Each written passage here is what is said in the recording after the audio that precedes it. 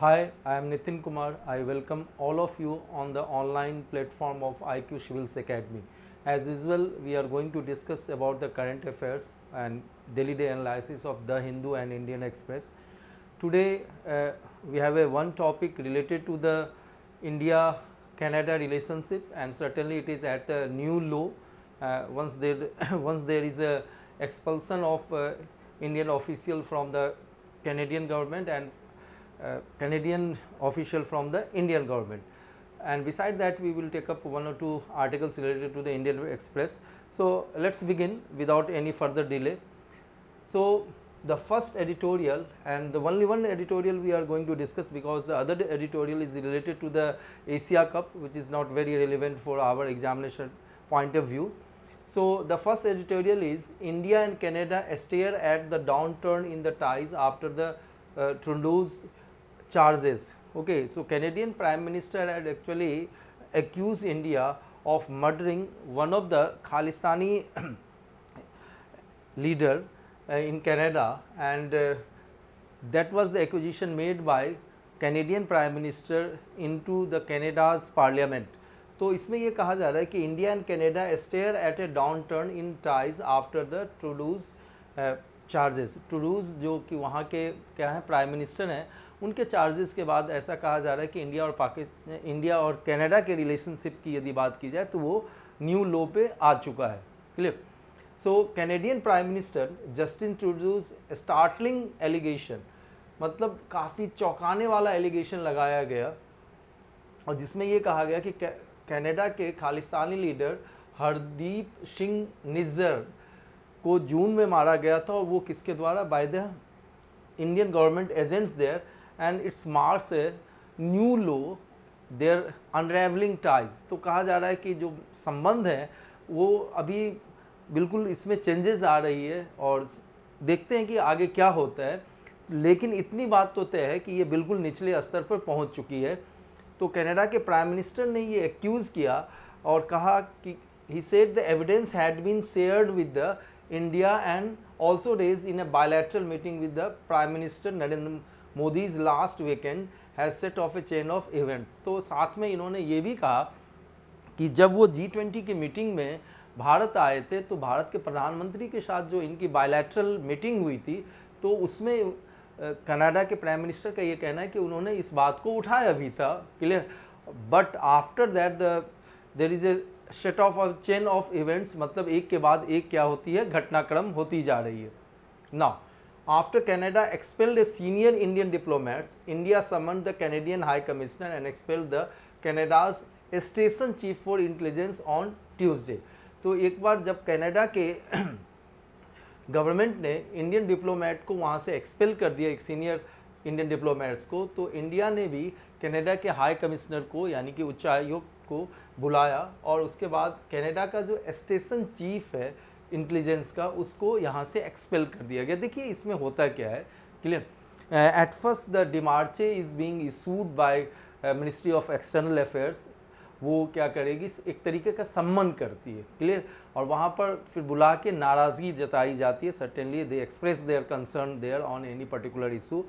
And उसके बाद जो नेक्स्ट स्टेप होता है उसमें क्या किया जाता है कि डिक्लेयर कर दिया जाता है persona non Greta. Persona non Greta करने का कहने का ये मतलब होता है कि भाई उस ऑफिशियल के या उस डिप्लोमेट की अब भारत में ज़रूरत नहीं है, और उनको एक समय सीमा दी जाती है. There used to be time limit, जैसे कि इस केस में कहा गया कि नेक्स्ट 5 डेज़ में आप क्या करें, इंडिया को छोड़ दें. क्लियर. तो ऐसी ही बात कही गई है Indian ministry of external affairs के द्वारा, और कनाडा के station chief for intelligence on Tuesday को कहा एक्सपेल कर दिया गया है. The United state and Australia partners with the Canada in the 5 I intelligence sharing agreement have expressed the deep concern over the issue. तो इसमें देखें आप कि दूसरी तरफ यूनाइटेड स्टेट और ऑस्ट्रेलिया जो कि पार्टनर है कनाडा का 5 आई इंटेलिजेंस शेयरिंग एग्रीमेंट के अंदर, उसने यूनाइटेड स्टेट्स ने और ऑस्ट्रेलिया ने कहीं ना कहीं एक गहरी चिंता जताई है जो कुछ भी घटनाक्रम हो रही है, whatever be the series of events there in this regard. Now The External Affairs Ministry has accused Canadian diplomats of anti-India activities. तो भारत के एक्सटर्नल अफेयर्स ने ये कहा है, मिनिस्ट्री ने, कि कैनेडियन डिप्लोमेट जो है इंडिया के अंदर भारत विरोधी काम में लगे हुए थे, एंटी इंडिया एक्टिविटीज़ में लगे हुए थे, indicating that the more diplomats may be under scrutiny. तो ये दिखा रहा है कि भाई और भी दूसरे ऑफिशियल्स के ऊपर भी निगरानी रखी जा रही है, they are under surveillance there, scrutiny there. While the Canadian government has spoken about the violation of the international rule of law and of Canadian sovereignty, which could invoke other areas of confrontation. अब एक चीज़ आप ये ध्यान देना कि दूसरी तरफ ये कहा गया कैनेडियन गवर्नमेंट के द्वारा कि भाई इंटरनेशनल रूल ऑफ लॉ का कहीं ना कहीं वायलेशन किया गया इंडिया के द्वारा, और कनाडा के सॉवरेंटी के ऊपर भी एक तरीके का आप हमला कह सकते हैं, ऐसा कहा गया। किसके द्वारा? तो जस्टिन ट्रूडो के द्वारा कहा गया कैनेडियन पार्लियामेंट के अंदर। And certainly it will lead to the another area of confrontation. So the things are spiralling there और it will escalate to the next level, और ये क्या हो सकता है, नेक्स्ट लेवल पे जा सकती है बातें। Given the support mister Trudeau receive from his political rivals in parliament, remarks critical of India by leaders such as the Pierre Poilievre and Jagmeet Singh, it is also likely that the chill will outlast this government and it violate out in the elections in the 2025. Clear? तो कहा यह जा रहा है कि देखो कि जो कनाडा के जो अपोजिशन पार्टी के लीडर हैं, जैसे कि पियरी पोलिवेयर की बात की जाए या जगमीत सिंह की बात की जाए, तो उन्होंने क्या दिया है, सपोर्ट दिया है किसको, कैनेडियन प्राइम मिनिस्टर को। और ऐसी बात नहीं है कि सिर्फ और सिर्फ जस्टिन ट्रूडो के चुनाव तक ही ये बात बनी रहेगी, और चुनाव जो नेक्स्ट इलेक्शन होने जा रहा है वो 2025 में। और जस्टिन ट्रूडो की यदि बात की जाए तो 2015 में पहली बार कनाडा के प्राइम मिनिस्टर चुने गए, और after that the things are going in a wrong direction as far as India Canada relations are concern.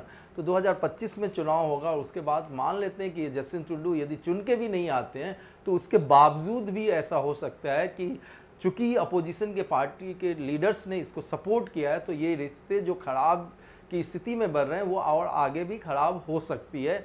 सो जो रिश्ते खराब हो रहे हैं वो आप कह सकते हैं एक बाई पार्टीजन लेवल पे खराब हो रही है ये चीज़ें। So I suppose that point is clear to all of you. Next जो बारी आती है उसमें आप देखें कि unlike with the Pakistan where such allegations, name calling and the public confrontation have become routine, it is worth remembering that the Canada is a part of the Western NATO alliance. तो कहा जा रहा है कि जहाँ तक पाकिस्तान का सवाल है, पाकिस्तान के मामले में ऐसे एलिगेशन या एक दूसरे के नाम से एलिगेशन लगाना, ठीक है, ऑफिशियल्स के नाम से, या पब्लिकली एक दूसरे से कन्फर्ट करना, ये तो रूटीन बात है। लेकिन कनाडा के साथ ऐसी बात नहीं हुई है। एक चीज़ याद रखने की ज़रूरत है कि Canada is a part of the NATO alliance, western NATO alliance, and वहाँ पर बहुत सारे इंडियंस रहते हैं और इंडियन ओरिजिन के लोग रहते हैं। अराउंड कहा जाता है 15 to 20 lakhs इंडियंस या इंडियन ओरिजिन के लोग कनाडा के अंदर रहते हैं। तो इसका जो आप कह सकते हैं इम्पैक्ट है वो इम्पैक्ट बड़ा होगा, और ये जो दरार है, रप्चर जो खाई जो बनी है वो और ज़्यादा बड़ी हो सकती है। That is the point we have to take care. So the first step at such a fraught moment has to be some cold reflection over the next step. For Mr. Trundu, the priority must be to publicly prove his very serious allegation or admit he is unable to. तो कहा यह जा रहा है कि ये जो स्थिति काफ़ी ख़राब हो चुकी है इंडिया और कनाडा के रिलेशनशिप की, तो अगला जो कदम उठाया जाएगा उसमें सोच समझ के ऐसे कदम उठाने चाहिए जो कि स्थिति को या जो सिचुएशन है उसको और ख़राब ना करे बल्कि उसको बेहतर करे। Okay, and the first thing the Canadian prime minister can do that certainly they should go for the probe of this serious allegation, or he should admit that he is unable to prove the point whatever allegation he has already made against India in the Canadian Parliament. Now, India's assertion over the Canada's safe haven for anti-India separatist violent Khalistani group have already been proven by many incidents. तो कहा जा रहा है कि जो Canada एक safe haven के रूप में है anti India separatist violent movement जो है, जैसे कि खालिस्तानी ग्रुप्स की बात कर ली जाए या बब्बर खालसा की बात कर ली जाए, तो एक चीज़ आप ये समझें कि बहुत सारे इंसिडेंट्स से ये चीज़ें प्रूव हो चुकी है, clear, and right from the beginning in the early 1980s and even in the most recently we saw that they targeted the Indian diplomats and the Indian community, not only in the Canada but also in the UK, and actually they torn down the Indian flag in the Indian embassy in UK. तो ये सारी घटनाएं जो हैं कहीं ना कहीं दिक्कत पैदा कर रही है किसके बीच में, रिलेशंस इंडिया और कनाडा के रिलेशंस के बीच में। नाउ ये Nijjar is the chief of the Khalistan tiger force, he was wanted in India accused of being behind the terror operation in Punjab in 1990s and had an Interpol Red Corner notice, was a Canadian citizen, speaks for itself। तो कहा जा रहा है निज्जर जो कि chief of Khalistan tiger force है, ध्यान देना, और इंडिया के अंदर उसके खिलाफ बहुत सारे मुकदमे दायर हैं, ठीक है, many cases has been lost there, और he is accuse of behind the some of the terror operation in the Punjab in 1990s, and Red Corner notice has already been issued by the Interpol, and although Mr. Nizzar is a Canadian citizen, but once the Red Corner notice has been issued against the Nizzar, it says volumes about his involvement in the anti-India activities, particularly in the state of the Punjab, clear। तो एक तरफ जो allegation है Canadian prime minister का वो assumption पे है, it is based on the assumption, but on the other hand India has a hard proof against this Nizzar, who was the Khalistan Tiger Force chief, okay, and later on murdered in the Canada itself। तो new Delhi must also consider how it wishes to proceed on its ties with the Canada। तो भारत को भी देखने की ज़रूरत है कि Canada के साथ अपने संबंधों को वो कैसे आगे बढ़ाना चाहता है। Now so next one, the government has hailed the Prime Minister Narendra Modi's visit to Canada in 2015।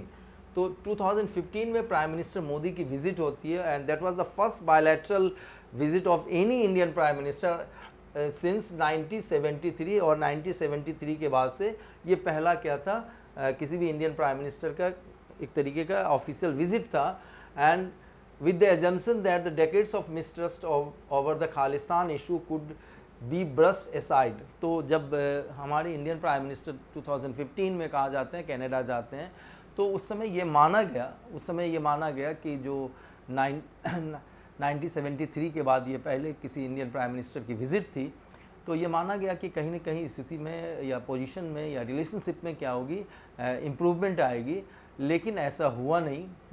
Earlier this year India and Canada attempted another reset, लेकिन भारत की यदि बात की जाए तो, और फिर कनाडा की भी बात की जाए तो एक और अटेम्प्ट की गई कनाडा की तरफ से, Canadian foreign minister Melanie Joly, and the fast tracking the free trade talks. तो फ्री ट्रेड टॉक्स FTA जो यदि आप कहें तो ये फ्री ट्रेड टॉक्स की यदि बात की जाए, FTA एग्रीमेंट के लिए, फ्री ट्रेड एग्रीमेंट के लिए ये जो बातचीत चल रही थी उसको फास्ट ट्रैक पे डाला गया। बट आपको एक चीज़ समझने की ज़रूरत है, however after the acrimonious Trudeau Modi meeting on the sidelines of the G20, तो G20 की जो मीटिंग हुई, क्लियर, आपको पता ही है 9th and 10th of सितंबर, तो उसमें जब मुलाकात हुई दोनों की, तो फिर ये कहा जा रहा है कि जो लेटेस्ट एलिगेशन है, ठीक है, और जो दोनों के बीच में एक्सचेंज ऑफ प्लेजेंट्री हुई, या आप कह सकते हैं डिप्लोमेटिक नाइसिटीज़ वाली ये चीज़ें जो है, जो अच्छी चीज़ें हैं, जो जेस्चर्स हैं, वो ख़त्म हो चुके हैं। और अब क्या है कि FTA यानी कि फ्री ट्रेड एग्रीमेंट के ऊपर जो बातचीत चल रही है उसको भी कहीं ना कहीं रोक दिया गया, तो इसके कारण से काफ़ी फ़र्क आ गया है। Situations are going in the downward spiral. Now देखिए, तो ये था इंडिया और कनाडा के रिलेशनशिप के बीच में क्या फ़र्क आया पिछले 2-3 दिनों के अंदर। नेक्स्ट जो मैं डिस्कस करने जा रहा हूँ, विमेंस बिल की बात की जा रही है, और जैसा कि आप जानते हैं कि जो पुराने जो पार्लियामेंट की बिल्डिंग थी उसको अब क्या कर दिया गया है, वो ऑपरेटिव नहीं रहा, उसमें अब कोई कामकाज नहीं होगा, और we assert into the new parliament building. अब देखो, और ऐसा जो हुआ है, इसमें जो पहला बिल जो लाया गया है वो वुमेन्स रिजर्वेशन बिल लाया गया, and that too after the 27 years, clear. और ये इसमें जो प्रोविजंस है 33% reservation for the women in the parliament and the legislative assembly of the different states, ये इसमें प्रोविजंस रखी गई है, क्लियर। तो इससे संबंधित जो बहुत सारे जो जानकारी है उसमें से मैं आज जो फोकस करने जा रहा हूँ, I am going to focus on the whole history of the this women reservation bill जो पिछले 27 ईयर्स के अंदर हुआ। तो सबसे पहले ये जानें कि in 1987 Rajiv Gandhi government constituted a 14 members committee under the union minister Margaret Alva. Margaret Alva के अध्यक्षता में 14 मेंबर्स एक कमेटी बनाई गई और जिसने एक नेशनल पर्सपेक्टिव प्लान दिया वीमेन के लिए, कब से कब के लिए, फ्रॉम 1988 टू 2000 के लिए, क्लियर। उसके बाद होता है क्या है कि कमेटी ने कितने रिकमेंडेशन किए, 353 रिकमेंडेशंस किए, जिसमें से कि one of the recommendation was related to the reservation of the women in parliament, that is in the Lok Sabha and Rajya Sabha and besides that in the state assemblies also, okay. तो अब देखिए क्या होता है कि इसके बाद जो 73rd और 74th कॉन्स्टिट्यूशनल अमेंडमेंट एक्ट लाया गया, clear, and it was as you know enacted at the time of the PV Narasimha Rao prime ministerialship, एंड उस एक्ट के तहत 73rd और 74th कॉन्स्टिट्यूशनल अमेंडमेंट एक्ट के तहत ये पूरी की पूरी व्यवस्था ये थी, द प्रोविज़न ये है आज के डेट में भी कि 1/3 जो सीट है पंचायत में विमेन के लिए रिजर्व कर दी जाएगी, क्लियर। और साथ में 3 लेवल की बात की जाए, village level, block level and district level पे जो कुछ भी पंचायती राज इंस्टीट्यूशन है उसके चेयरपर्सन्स भी जो होंगे वो क्या होंगी, वीमेन होंगी 1/3 की यदि बात की जाए। Besides that this provision has been extended to the urban local bodies also. Now बहुत सारे स्टेट ने ये क्या किया, ठीक है, many of the states actually reserved seats for the women and they have provided the quota within the quota, okay. The 33% quota has been given to the women, and in that 33% actually the seats has been reserved for the scheduled caste, scheduled tribe and the other backward classes. तो देखो central level पे जो कानून लाई गई 73rd और 74th constitution में, constitutional amendment act के द्वारा, उसमें सिर्फ 1/3 दिया गया, वीमेन को दिया गया, क्लियर, ध्यान देना। लेकिन कुछ स्टेट्स ने अपनी तरफ से क्या किया कि SC, ST और OBC को उस रिजर्वेशन के अंदर रिजर्वेशन दे दिए। So it's more like a quota within the quota, wheel within the wheel, ठीक है। नाउ अब देखिए नेक्स्ट आप समझे, the amendment to the constitution were followed by the demands for reservation. और ये जो कॉन्स्टिट्यूशन के अंदर जो चेंजेस की गई तो उसके बाद रिजर्वेशन की डिमांड्स बहुत तरफ से उठने लगी। इन September 1996, the government of the Prime Minister S.D. Devgowda tabled the constitutional 81st Amendment Bill, which sought to reserve 1/3 of seats for women in Parliament and state legislature. तो फिर क्या होता है, S.D. देवगौड़ा जो प्राइम मिनिस्टर थे उनके समय में 81st कॉन्स्टिट्यूशनल अमेंडमेंट बिल लाई गई। लेकिन हुआ क्या कि on July 1998, soon after the Atal Bihari Vajpayee government took over, MP including Mamata Banerjee, तो अब 1998 में अटल बिहारी वाजपेयी की जो गवर्नमेंट आई, उस गवर्नमेंट में आप देखिए तो उस समय कांग्रेस से अलग हो गई थी कौन, ममता बनर्जी, और उसके बाद बीजेपी के लीडर जो सुमित्रा महाजन की यदि बात की जाए तो both actually disrupted the parliamentary proceedings and both demanded the introduction of the women reservation bill. So at the different stages in during the 27 years, okay, there was a different level of efforts from the different government, different member of parliament, and there was a kind of opposition also of this women reservation bill, okay. उसकी चर्चा अभी करते हैं थोड़ी देर में। अब देखिए जुलाई 20 को लॉ मिनिस्टर उस समय जो M थम्बीदुरई ने इंट्रोड्यूस किया बिल को, और उसमें 1/3 सीट दी गई, रिजर्वेशन दी गई विमेन को। RJD के उधर जो MP थे Surendra Prakash Yadav snatched from his hand and along with his party colleague Ajit Kumar Mehta picked up the more copies of the bill and tore them up. तो इसके बाद क्या होता है कि जो उस समय जब बिल रखा गया किसके द्वारा, जो लॉ मिनिस्टर एम थम्बुदुरई थे, तो उसको उस बिल को छीन लिया गया किसके द्वारा, सुरेंद्र प्रकाश यादव के द्वारा, और फिर उनके जो पार्टी कलीग थे अजीत कुमार मेहता उनके भी द्वारा, और सारे बिल को छीन के उसको क्या कर दिया गया, फाड़ दिया गया। क्लियर। तो अब देखिए कुछ जो पार्टी आरजेडी और समाजवादी पार्टी ने ये भी बात की कि भाई कि बीजेपी के अंदर कुछ ओबीसी जो एमपी थे उन्होंने ये डिमांड की कि भाई रिकमेंडेशन ये किया गया कि आप क्या करें कि रिजर्वेशन दें और विमेन को, और उसके अंदर ओबीसी महिलाओं को भी रिजर्वेशन दें। इवन जीएम बनाटवाला जो कि इंडियन यूनियन मुस्लिम लीग के उस समय एमपी थे, और इलियासी आज़मी जो कि बीएसपी के, इन्होंने ये भी कहा कि भाई जो मुस्लिम महिलाएं हैं, मुस्लिम वीमेन हैं, उनको भी क्या दी जाए, रिजर्वेशन दी जाए। Clear. In December 1998 Mamata caught SP member Daroga Prasad Sarosh by the collar in order to prevent him from reaching the speaker's table. Okay एक घटना और होती है बड़ी दिलचस्प सी है, बड़ी इंटरेस्टिंग सी है। 1998 में ममता बनर्जी ने समाजवादी पार्टी के एक मेंबर हुआ करते थे दरोगा प्रसाद सरोज, उनके कॉलर को पकड़ लिया क्योंकि वो स्पीकर के टेबल की तरफ बढ़ रहे थे और कोशिश ये की जा रही थी कि विमेन रिजर्वेशन बिल को टेबल ना होने दिया जाए।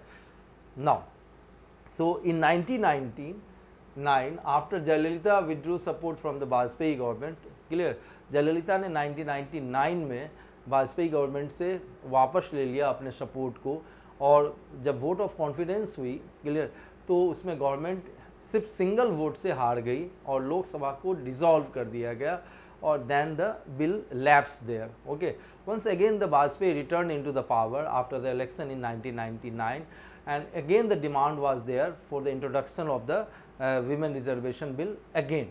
Now, so December 23, 1999, during the parliament winter session, law minister Ram Jethmalani at that time actually introduced the bill there. अब क्या होता है कि कॉन्स्टिट्यूशन का 85th कॉन्स्टिट्यूशनल अमेंडमेंट बिल लाया गया and it provided the reservation to the women, but disruption was there, वहाँ पर काफ़ी हंगामा होता है। Several members including the Mulayam Singh Yadav and Raghuvansh Prasad Singh of the RJD protested strongly. इन लोगों ने, मुलायम सिंह यादव और रघुवंश प्रसाद सिंह ने काफ़ी क्या किया, इसके खिलाफ प्रोटेस्ट किया। अब देखो इनकी जो डिमांड थी, और आज की भी तारीख में ये डिमांड है कि रिजर्वेशन जब दी जा रही है 1/3 किसको, महिलाओं को, तो उसमें से ओबीसी को भी दी जाए। किसको दी जाए, ओबीसी को भी रिजर्वेशन दी जाए, वुमेन रिजर्वेशन के अंदर ही। क्लियर। और कहा कि in the pandemonium if you are presenting the bill it is a illegal, so we are not going to support that and they have protested against that. समझना।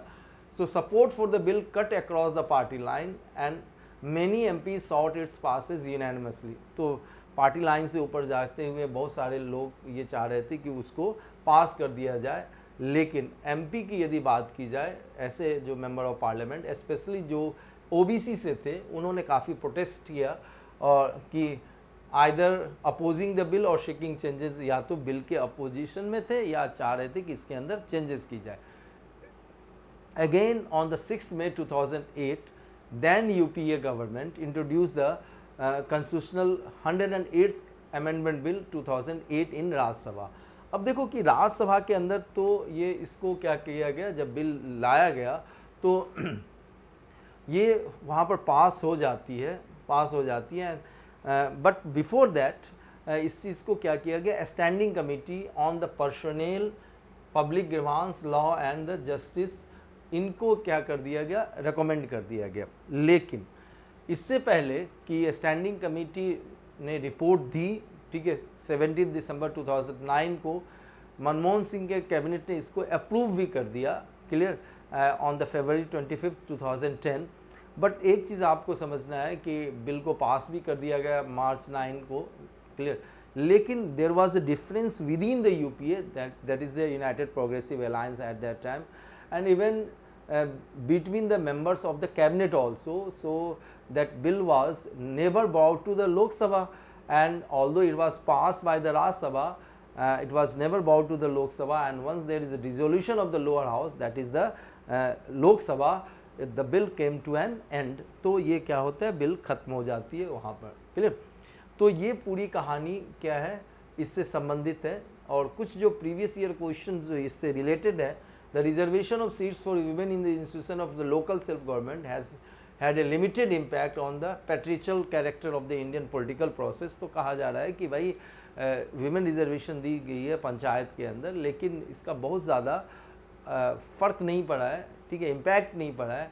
और जो पैट्रिशल कैरेक्टर है, clear, जिसमें मेल डोमिनेट करते हैं, वो पूरे के पूरे इंडियन पॉलिटिकल प्रोसेस के ऊपर उसका इम्पैक्ट रहा है, और इसके कारण से बहुत ज़्यादा असर नहीं हुआ है किसका, रिजर्वेशन का, पंचायत के अंदर जो रिजर्वेशन विमेंस को दी गई है।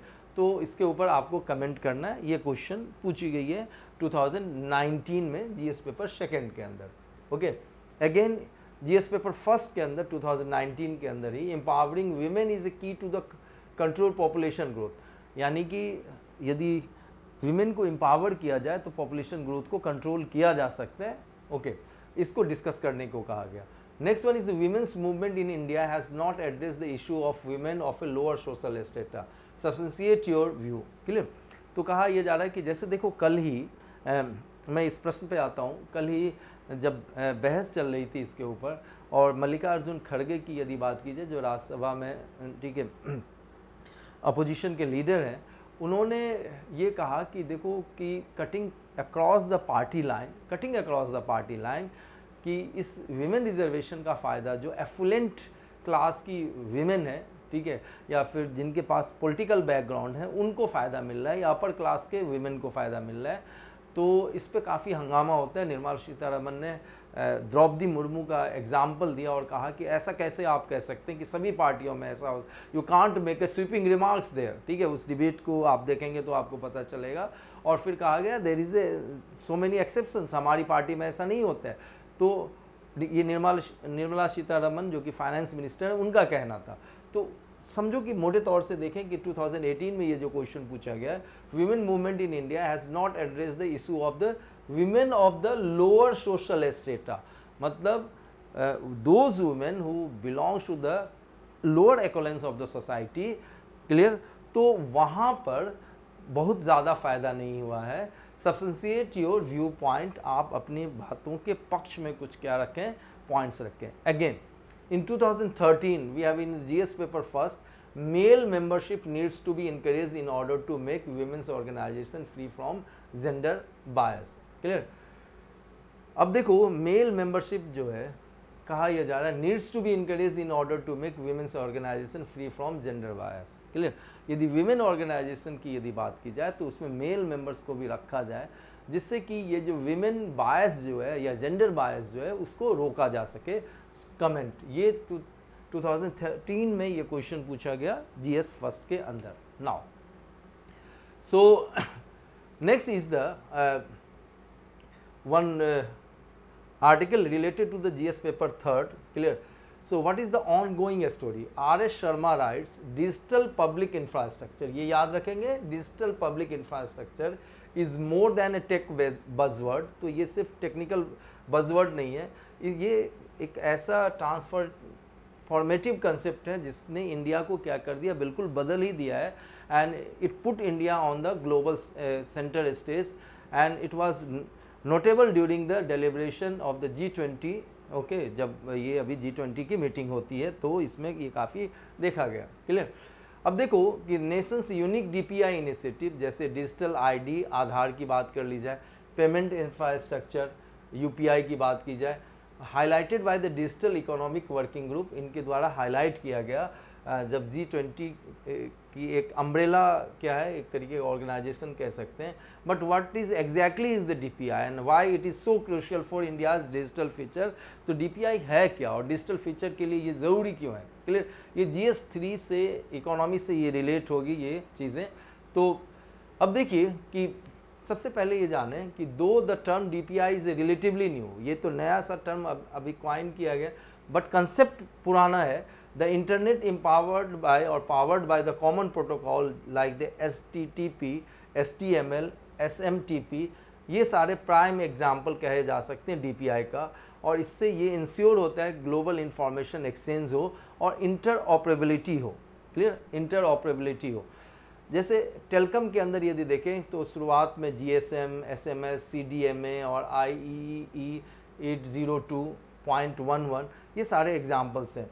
यदि आप इसको लूजली डिफाइन करें DPI को, तो एक बहुत सारी टेक्नोलॉजी का एक क्या कर सकते हैं, कलेक्टिव ब्लॉक कह सकते हैं, दैट्स ड्राइव इनोवेशन, जिसके कारण से इनोवेशन होती है, इंक्लूजन होती है and competition eight a scale, और जो कंपटीशन एक अच्छे लेवल पे मिल पाता है, operating open under open, transparent and participatory governance, और इसके कारण से ओपन, ट्रांसपेरेंट और पार्टिसिपेटरी गवर्नेंस हो पाती है। Okay, India's history with the technology in the public domain began with the disconnected application developed in the 80s and 90s। और भारत की यदि बात की जाए इस मामले में, यदि हिस्ट्री पे देखें तो 80s और 90s के अंदर डिसकनेक्टेड एप्लीकेशन डेवलप किया गया, और स्टेट एंड सेंट्रल गवर्नमेंट की यदि बात की जाए, they have developed the infrastructure eight that time, and like the state wide networks कह सकते हैं, कॉमन सर्विस सेंटर्स की बात कही जाए या स्टेट डेटा सेंटर्स की बात की जाए, and besides that there was so many mission mode projects also. लेकिन ये ऑब्जेक्टिव क्या थी, इसकी ऑब्जेक्टिव ये थी कि to create the necessary infrastructure and software development in the various domain. So these are the questions related to the DPI. Now we have a last piece of article which I am going to discuss, and this has been taken from the Indian Express. तो आप जैसा कि जान ही रहे हैं कि 75 years journey के बाद पार्लियामेंट की जो पुरानी बिल्डिंग है वो अब वहाँ पर कोई कामकाज बिजनेस कंडक्ट नहीं होगा, अब नई बिल्डिंग में शुरुआत हो चुकी है। Clear, so we have seen this through the different lenses, clear, कि how many days actually the parliament has worked, how many number of laws been passed by the Lok Sabha and Raj Sabha, ये सारी चीज़ें देखी गई है। Clear, अब एक चीज़ आप ध्यान देना कि but it is not possible without the secretarial assistance given by the लोक सभा सेक्रेटेरिएट और राज्यसभा सेक्रेटेरिएट। क्लियर, एंड इसके पीछे की यदि हिस्ट्री को देखें तो बड़ा ही इंटरेस्टिंग सा हिस्ट्री है। क्लियर, तो इसमें आपको ये समझने की ज़रूरत है कि बहुत सारे मेन और वुमेन पार्लियामेंट सेक्रेटेरिएट के अंदर काम कर रहे हैं, जिससे कि पार्लियामेंट हैसल फ्री काम कर पाता है। क्लियर, अब देखो, अब इसकी जो हिस्ट्री है काफ़ी रिच हिस्ट्री है। अब इसमें एक्चुअली है क्या, बिहाइंड द सीन बहुत ही ज़्यादा काम हो रहे होते हैं। क्लियर, और पार्लियामेंट्री सेक्रेटेरिएट के द्वारा, और तब जाके पार्लियामेंट स्मूथली फंक्शन करती है।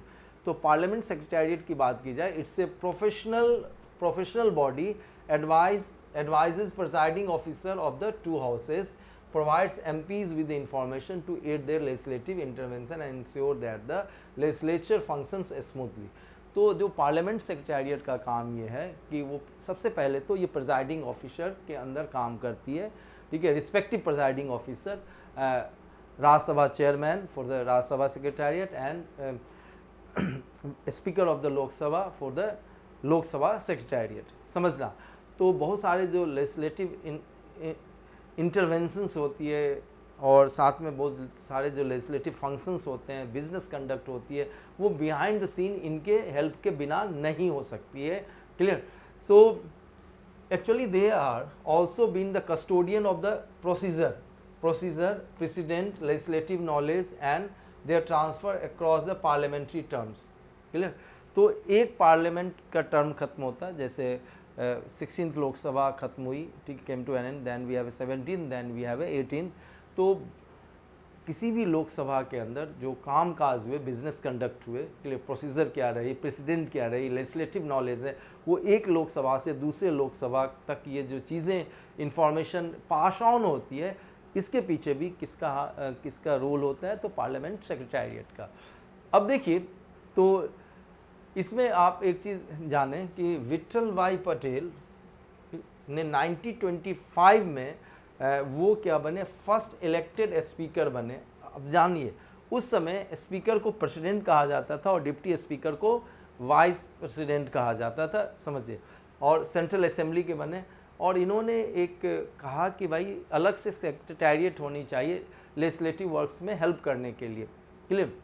और उनका ये मानना था कि speaker should work independently and certainly for that purpose a speaker requires to have a different staff which is going to be directly reporting to the speaker, clear, or the presiding officer, ना कि government से उसका कोई connection हो, clear. एक चीज़ को समझिए, इन 1929 जब भगत सिंह और बटुकेश्वर दत्त ने बॉम्ब फेंका था कहाँ पर, सेंट्रल असेंबली के अंदर, तो ब्रिटिश एडमिनिस्ट्रेशन क्या चाह रही थी कि पुलिस के अंदर क्या रखा जाए, पूरे के पूरे जो पार्लियामेंट की बिल्डिंग को रख दिया जाए। लेकिन इसका काफ़ी विरोध किया गया विट्ठल भाई पटेल के द्वारा, और यहाँ तक उन्होंने कहा, एक बड़ा ही दिलचस्प सा और इंटरेस्टिंग पॉइंट है कि विरोध में ये बात की गई कि यदि पार्लियामेंट के बिल्डिंग की जो सिक्योरिटी की जिम्मेदारी लोकल पुलिस को दी जाती है, तो ये कहीं ना कहीं क्या होगी, एक तरीके से डिसरिस्पेक्ट होगी लेजिस्लेचर की और प्रिजाइडिंग ऑफिसर की, क्लियर। और फिर उन्होंने विजिटर्स गैलरी तक लोगों को आने से बिल्कुल रोक दिया, ठीक है। और इसके बाद क्या हो पाया कि सिक्योरिटी की जो पूरी जिम्मेदारी है वो प्रिजाइडिंग ऑफिसर के अंदर दी गई। तो आज की तारीख में जब हम ये देखते हैं, वंस वी गो थ्रू, कि पूरी की पूरी जो सिक्योरिटी apparatus है पार्लियामेंट के बिल्डिंग के अंदर, वो किसका होता, तो प्रिजाइडिंग ऑफिसर के हाथ में होता। वो इसलिए हो पाया कि विट्ठल भाई पटेल ने इसके लिए काफ़ी क्या किए, प्रयास किए, clear. Now his perseverance created a separate office, जैसा कि मैंने बताया, ठीक है। और 1929 में ये क्या की गई, बनाई गई, independent and unconnected with the government, जो कि गवर्नमेंट से कहीं भी कनेक्टेड नहीं है। और ये इसके स्पेशलाइज्ड कैडर हैं पार्लियामेंट स्टाफ के, start emerging as a legislature evolve in our country, clear. और ये चीज़ें धीरे धीरे क्या हो रही है, इवॉल्व होती जा रही है। Perhaps the first set of such individuals were the parliamentary reporters, और इसमें सबसे शुरुआत जो होती है पार्लियामेंट्री रिपोर्टर्स के द्वारा होती है। और ये जो इंडिविजुअल है accurately reporting the legislative proceedings, इनका काम ये होता था कि भाई जो कुछ भी पूरे दिन काम काज हुई है उसको रिपोर्ट किया जाए, क्लियर। उसको क्या किया जाए, रिपोर्ट किया जाए। वो हाउस में बैठते थे प्रिजाइडिंग ऑफिसर के आसपास, और जैसे ही पार्लियामेंट्री वर्क्स ख़त्म होता, पार्लियामेंट्री सिटिंग ख़त्म होती, तो उसके कुछ घंटों के अंदर ही 100 पेजेस ऑफ स्पीच, चाहे वो मेंबर ऑफ पार्लियामेंट ने दिया हो, मिनिस्टीरियल स्टेटमेंट रही हो, या फिर प्रिजाइडिंग ऑफिसर ने कुछ ऑब्जर्वेशन दी हुई, वो अवेलेबल करवा दी जाती थी for the public view, clear. Now समझना, अब देखो इसमें जो बात कही जा रही है कि लोकसभा और राज्यसभा के रूल्स और प्रोसीजर के हिसाब से यदि देखा जाए, ठीक है, के हिसाब से यदि देखा जाए, तो secretary general shall cause to be prepared the full report of the proceedings of the house at each of the sitting and shall as soon as practicable publish it in such a form and manner as directed by the presiding officer, ठीक है। जैसा कि presiding officer के द्वारा direct किया जाए, उसके हिसाब से वो क्या करेंगे, रिपोर्ट को तैयार करेंगे, clear. The rules genesis lies in the 1861, और इस रूल्स से संबंधित जो शुरुआत देखें तो 1861 के कम्युनिकेशन के द्वारा होती है, जब secretary of state for India ने भेजा था किसको, गवर्नर जनरल को। सेक्रेटरी ऑफ स्टेट जो इंडिया के मामलों के लिए उधर यूके के कैबिनेट में क्या होते थे, मिनिस्टर होते थे, क्लियर। तो ये पूरी कहानी थी किससे संबंधित, तो सेक्रेटेरिएट से संबंधित। और जैसा कि आप जानते हैं कि IQ civil IS academy is academy par excellence for the preparation and guidance of the UPSC CSE examination and side by side the Assam Public Service examination also. If you want to download the PDF document, certainly you can go to the description section, and that's all from my side. I will meet you again tomorrow at the stipulated time. Take care, God bless all of you, and okay, enjoy your study. Thank you.